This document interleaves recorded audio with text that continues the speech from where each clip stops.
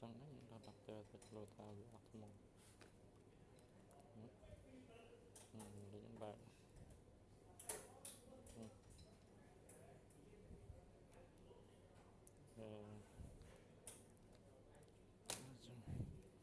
đọc với nó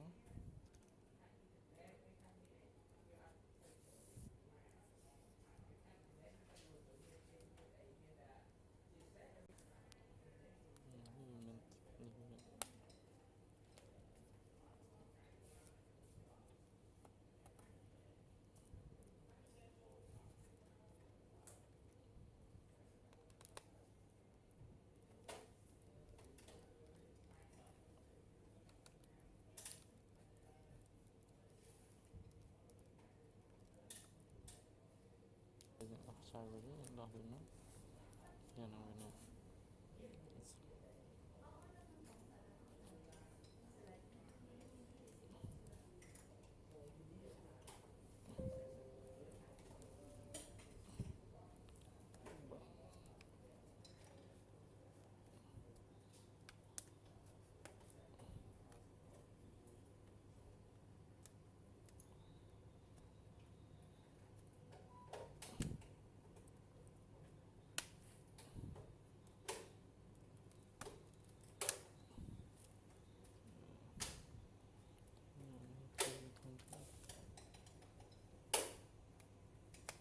yeah.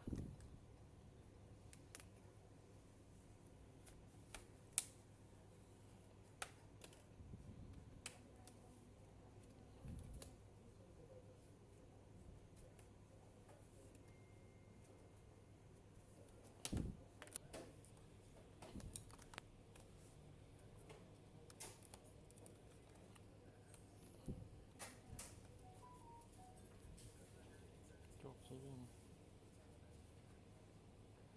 mình chụp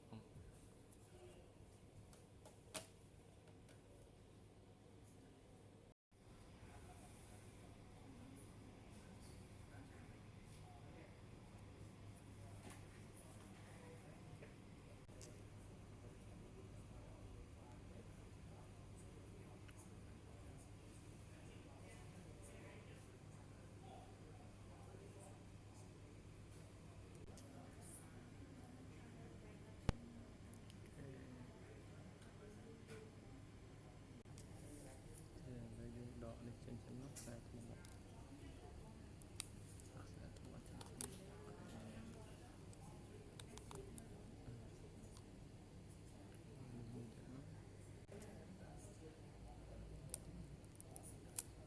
yeah.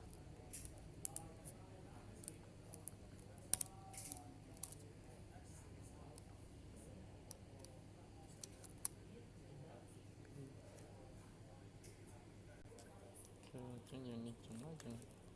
bài cũng nói chừng phải đọc tớ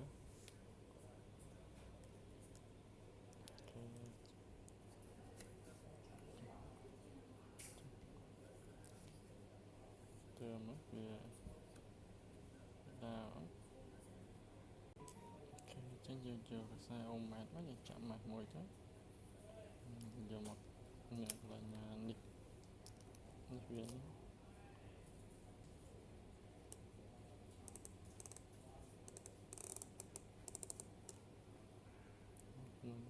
sai bên trong lên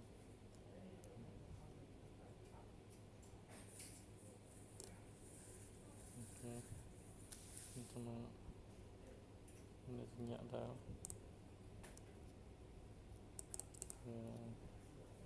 trong mình mau bị phi đấy mình mau bị phi đọc phần mềm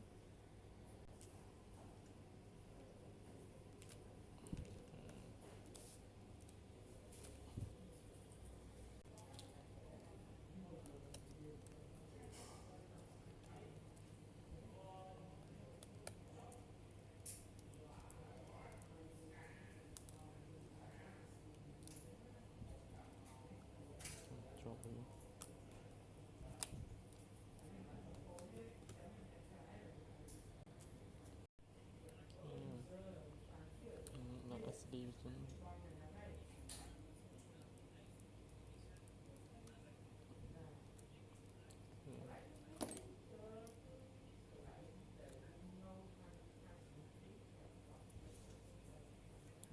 ដោះនឹងចឹងហើយយើងតាំងអូ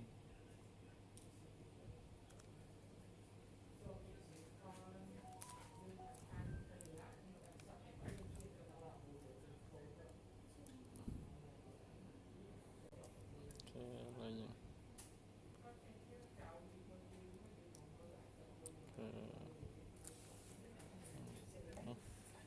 រត់លុបទៅទេមិនដល់អូខេ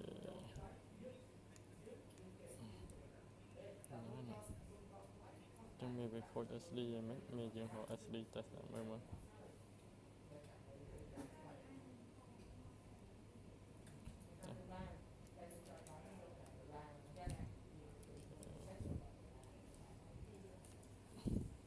យើងហៅ SD test មកចឹង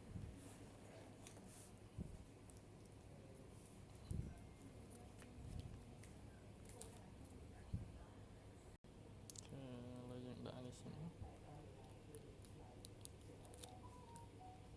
ក់ keyboard ចូល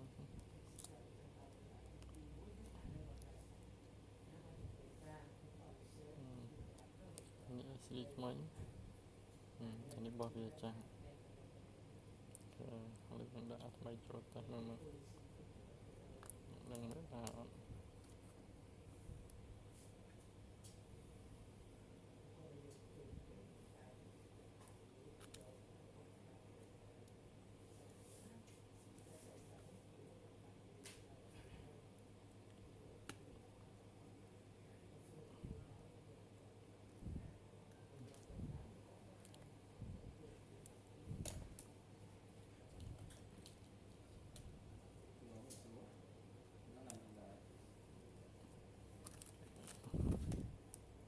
យ៉ា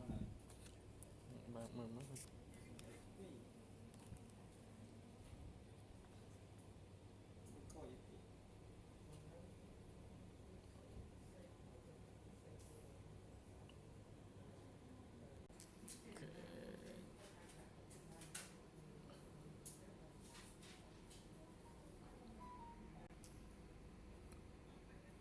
SD របស់យើងសម្រាប់តេស្តអាហ្នឹងឥឡូវយើងចូល Windows ណាយើងបោះវាខូច SD នេះចឹង SD ណាតែវាឆ្លងយ៉ាងម៉េចយើងវាមិនដឹងដែរ